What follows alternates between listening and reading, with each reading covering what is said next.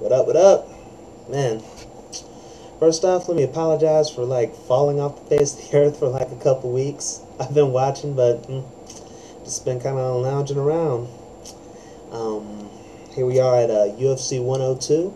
This is a very exciting card, I think. It's lots of good fights, lots of good fighters on it, and as usual, it's like a lot of questions are going to be answered today. It's a lot of interesting fights. A lot of hard to pick fights actually. Probably why it took so long coming up with this. I think the main event is the homecoming of Randy Couture versus Antonio Minotauro Nogueira. As you know, these two were supposed to face a while ago for the UFC Heavyweight Championship, but because of some highly publicized legal disputes and everything, this hasn't taken place until now. Both these guys are coming off some big losses, and both of them have a lot of questions regarding their future in the sport. It's like Randy Couture, he's had that question mark above him most of his entire career.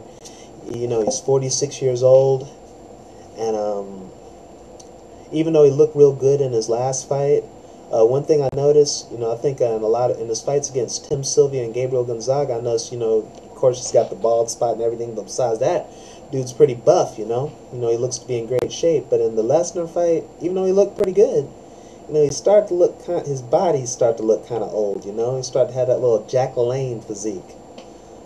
So I think this guy's due for a physical breakdown right now, so I'm not sure how he's going to do against Nogueira, but that question has been hanging around for the last, I don't know, 5, 6, 10 years or whatever with Randy.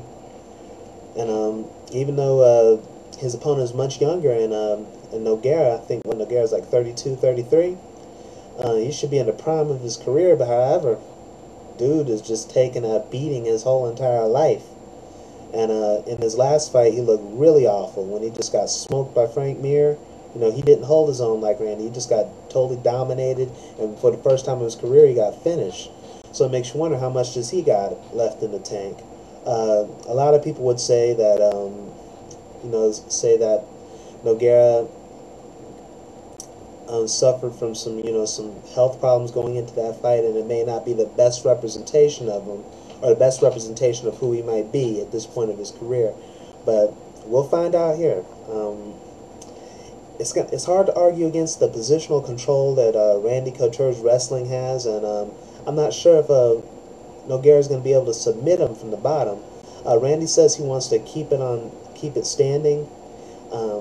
Nogueira has some really good boxing, but of course leaves some openings sometimes. But I think he's very good with the hands. He's very good at avoiding the hands, and I think I see probably Randy Couture probably taking the most of this. Being that the fight's so short, only 15 minutes, I'm not sure that Nogueira has enough time to really get it done, to really take rounds from the wrestler, So I think I'll give the decision to Couture. I'll be pulling heavily for Nogueira, of course, and hopefully he'll be able to pull it out, but I think this one has Randy written over it. Of course, the other fights, I think there's also some very good fights on there. You got Keith Jardine versus Thiago Silva. This is another, question mark. I mean, which Jardine is going to show up? Is it the one that hung tight in there with Quentin Jackson and Chuck Liddell, or is the guy that got smoked by Houston Alexander and Wanderlei Silva? Same thing with Thiago. Thiago has great tools, but I noticed his cardio, his defense, and everything has just been really lacking. And in his last fight, that really got taken advantage of with Lyoto Dragon Machida. Keith Jardine, I don't think he's a Machida, but I think he's a very smart fighter. And man, why do all these cards so hard to pick? Anyway, and I see him hanging around, probably getting off first in the striking game, since Thiago really doesn't push his ground game. He has a really good ground game. I think he's very good at sweeps and passing the guard and just delivering some ground and pound. But since he's not going to really push the envelope, probably with the takedowns or nothing like that. I kind of see Keith Jardine winning the stand-up because I think he's a lot quicker on the draw. Thiago showed himself to be very vulnerable, but hopefully he worked those things out. I'm pulling for him as well. Dang, I'm just very anti-American for this card, am I? Anyway, I think this is I think probably the most meaningful fight on this card. You got Nate Marquardt versus Damian Maia. Both these guys are making noise in the middleweight division, trying to get themselves a title shot. Nate Marquardt's already been there, and he's trying to work his way back up and show that he really deserves another crack at the Spider. Damian Maia, this dude has been tapping fools left and right. He's a great Brazilian Jiu-Jitsu black belt, and just another thing, there's been a lot of great Brazilian Jiu-Jitsu fighters, but this guy's just a lights out, just lights out, very good at practical application. A lot of Brazilian Jiu-Jitsu black belts, they struggle with the striking aspect, but this guy has just really been able to keep this in his world and just been really able to tap his opponents. However, one hole that I've seen in his game or something, I'm not mentioning so much a hole, but as far as his competition level, he's been taking on a lot of wrestlers or something, a lot of one-dimensional guys. Like, I think the only striker he took on was Nate Quarry, and he was able to just take him down immediately, pull guard, and just really just keep it in his world. But Nate Marquardt, I think he's an example of a guy who can survive in that world with Damian Maia. We saw against, what's his name, Jason McDonald, that even though Damian's very good on the ground, he's not exactly invincible. What's his name? Jason really got some good position on him, almost got a couple chokeouts. It was a very good jiu-jitsu war, But, it's like Damian, at the end of the day, he was the better Brazilian Jiu-Jitsu fighter, and, just defeated him.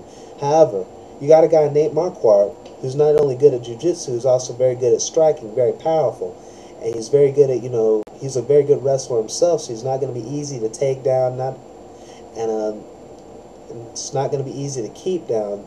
Nate Marquardt's going to have a lot more say in where this fight goes. So this is going to really test Damian Maia like he's never been tested before, because he's going up against another Brazilian Jiu-Jitsu black belt, and also just a Brazilian Jiu-Jitsu guy who can really strike. So this is going to be very interesting to see how this goes.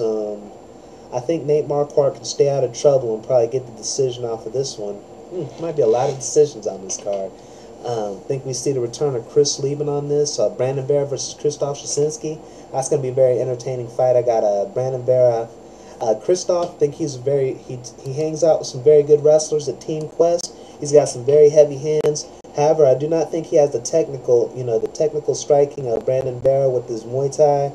And Brandon Vera is a pretty good wrestler himself and pretty good jiu-jitsu guy. And I think I think he's as good as that. I'm not sure how good Krzysztof is with the wrestling. I know he was primarily known as a striker. He has some jiu-jitsu skills and everything, but I think Brandon Vera, I think anything that Krzysztof might be good at, Brandon Vera is just right there and just a little more dangerous.